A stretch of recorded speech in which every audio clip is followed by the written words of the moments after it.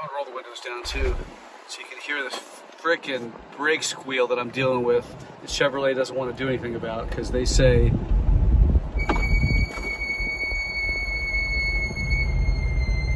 Now take a look.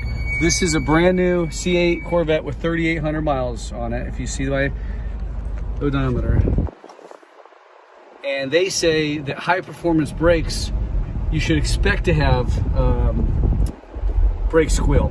I'm not sure. I was thinking about checking in with Ferrari, Porsche, Lamborghini, and see if they feel the same way. Because I don't think that spending 100 grand on a car, I should be dealing with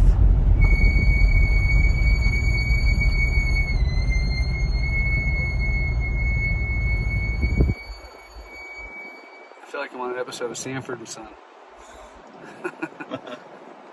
Oh, this is my buddy Harrison. Hey.